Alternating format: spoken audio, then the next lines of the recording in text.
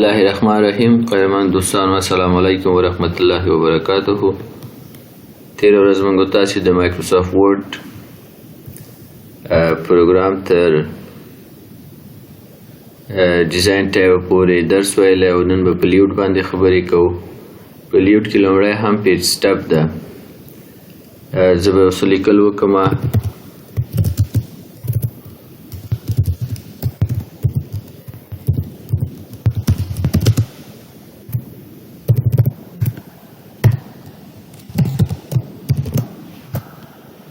ګورې ما یو څه لیکل وکړه. دا عنوان به ورته بولډ کړم. موږ تاسې په پیج سیټ اپ کې لومړی هم مارجنز لرو. مارجنز مخکې موږ ویلی چې دغه د پیج ټاپ طرف ته باټم سایډ، رایټ سایډ او لیفت سایډ. دلته چې دغه کوم سپین ځای دی دغې ته مارجنز ویل کېږي. کله چې زه مارجن سره شم، نارمل مارجن چې دی ټاپ طرف ته 1 انچ، باټم طرف ته 1 انچ سپین، لیفت سایډ ته هم او رایټ سایډ ته هم 1 انچ سپین ځای درته پرېږدي. یعنې د دې نارمل سایز د ورقې باید دا اوسېږي. چې کله پې کلیک وکړم ګورې هماغه سایز پر دې باندې اپلای کېږي. همدا ډول که چېرته دا سایز ستاسې خوښه نه وي، نایرو سایز ورته انتخاب کړئ چې ټاپ طرف ته 0.5، باټم 0.5 انچه، لیفت او رایټ هم 0.5. دومره ځای به درته خالي پرېږدي. ګورې په دې چې کلیک وکړم په دې ډول راځي، دغومره ځای موږ ته خالي پرېږدي. همدا ډول مودریټ چې دی هم ټاپ طرف ته 1 انچ دی، باټم طرف ته هم 1 انچ دی، لیفت او رایټ 0.15 دی. وایټ چې دی دغه اندازه دی. لکه مختلفې اندازې دي، هر یو چې ستاسې خوښه نو هغه ځان ته دلته اپلای کولی شئ.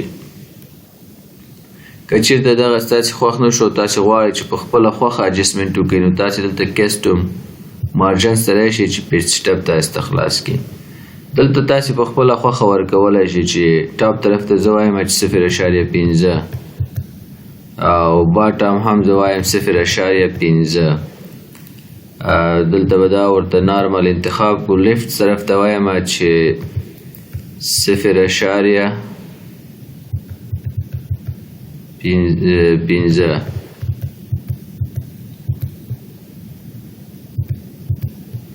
او رایټ طرف ته هم ورته لیکو چې 0.5 او کې کوم. ګورې په دې رقم موږ تاسو ته راغی. یعنې لکه هدف دلته دا دی چې موږ تاسې کولی شو دا بیرته پورټریټ کړم چې دغه مارجنز کې څومره ځای تاسې غواړئ چې سپین پاتې شي، هغه اندازې تاسې په خپله خوښه کولی شئ چې ورکوئ. دغه پیج سیټ اپ موږ تاسې له دې ځایه هم اوپن کولی شو او دغه ته دا ویکتور چې ښکاري له دې ځایه هم اوپن کولی شو. بله مسله دلته د ګیټر په اړه ده. کله چې تاسې یو چپټر ولیکئ، 20 ورقې یا یو کتاب ولیکئ 50 ورقې، نو هغه خو سنجاق ته هم ضرورت لري چې استبلر شي باید. نو ګیټر د استبلر په اړه خبرې کوي. وایي دغه ګیټر دپاره ځای کوم سایډ ته خالي غواړئ چې پرېږدئ. زه ورته وایم ګیټر پوزیشن له دې ځای نه انتخابېږي. زه ورته وایم ټاپ طرف ته زه سنجاق وهم، نو ټاپ ورته انتخابوم او دلته اندازه ورته ورکوم. دلته ورته پریویو هم شو کوي. نو ګیټر اندازه به زه ورته ولیکم چې یو ګورې دلته دا اوکې کوم. ګورې پاس ځای 1 انچ تاسې ته خالي کړي چې بیا هغې ځای کې استبلر کړي چې خطونه ورک نه شي.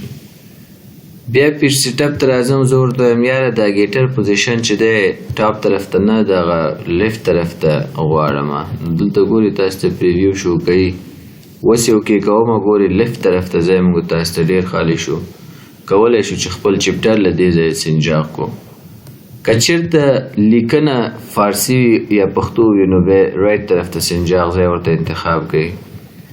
نو په دې طریقه موږ تاسې کولی شو چې خپل څه دپاره چپټر دپاره د سنجاق ځای انتخاب کړو. دا چې فارسي لیکنه وکړو بیا کېږي. نو پیج سیټ اپ کې بله خبره هم د اورینټیشن دی چې دغه پیج خو اوس پورټریټ دی.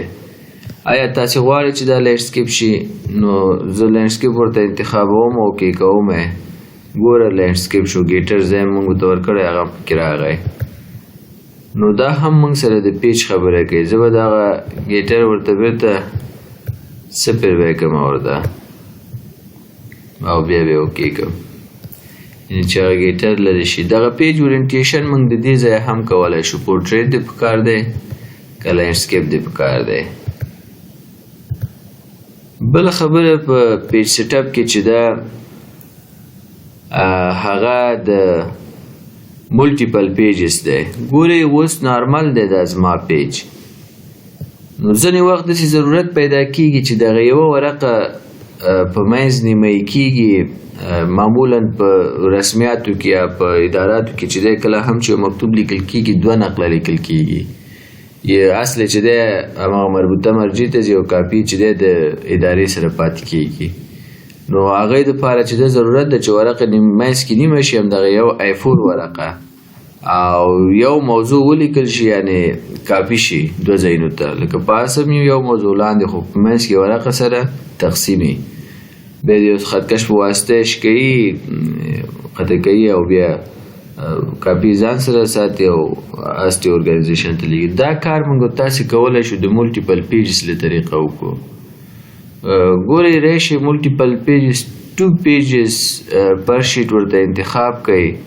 هغې نه وروسته ورته اوکې کوئ کله هم چې تاسې دا ورته اوکې که دغه زمونږه ورقه چې ده په منځ کې دوه دانې شوه زه به ورته دغه لیکل لږ نورم زیات کړمه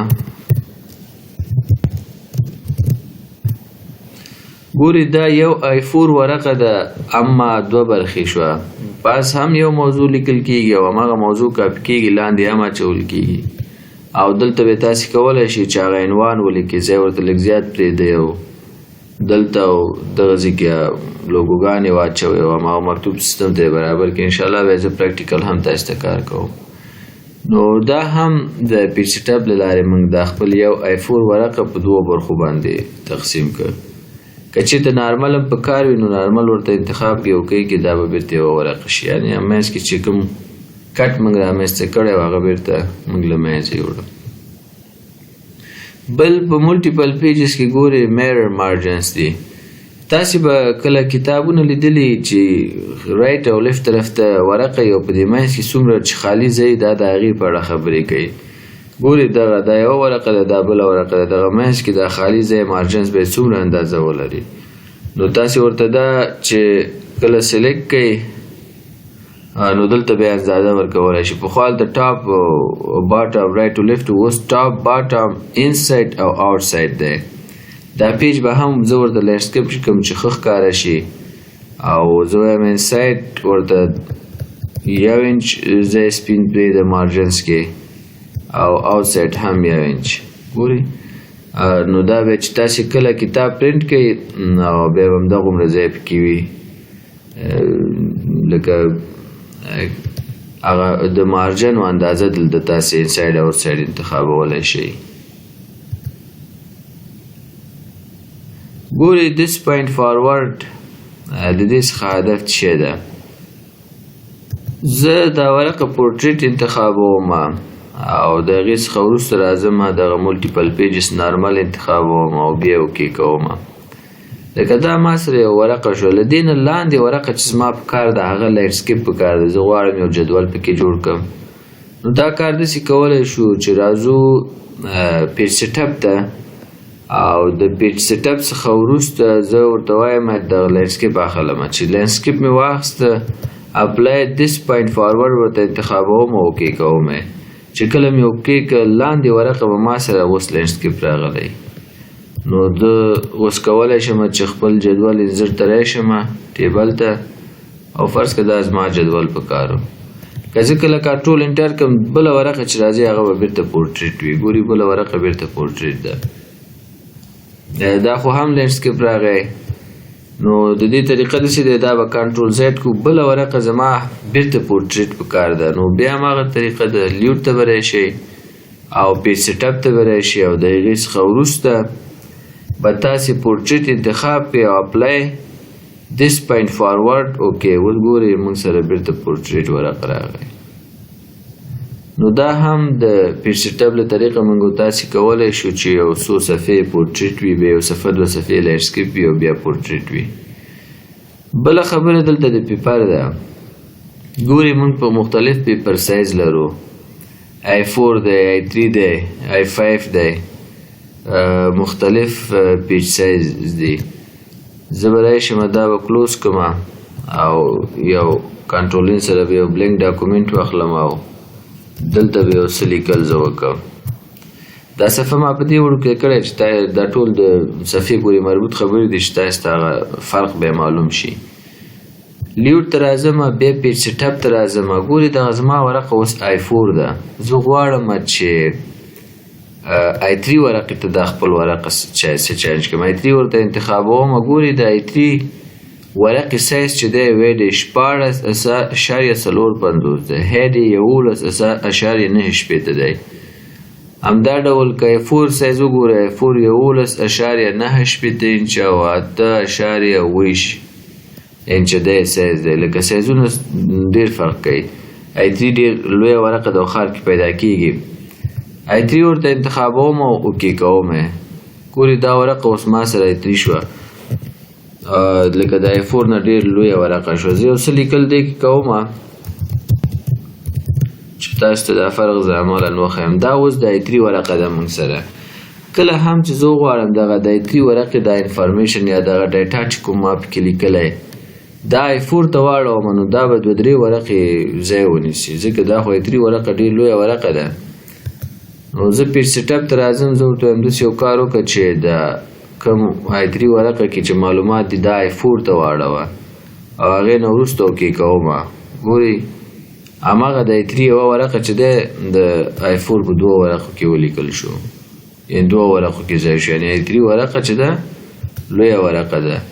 نو دلته هدف د پیپر دی چې هر ډول پیپر ستاسې په کار وي تاسې کولی شئ چې دلته هماغه انتخاب کړئ. خو لیټر او I4 ډېر قابل د استفادې ده.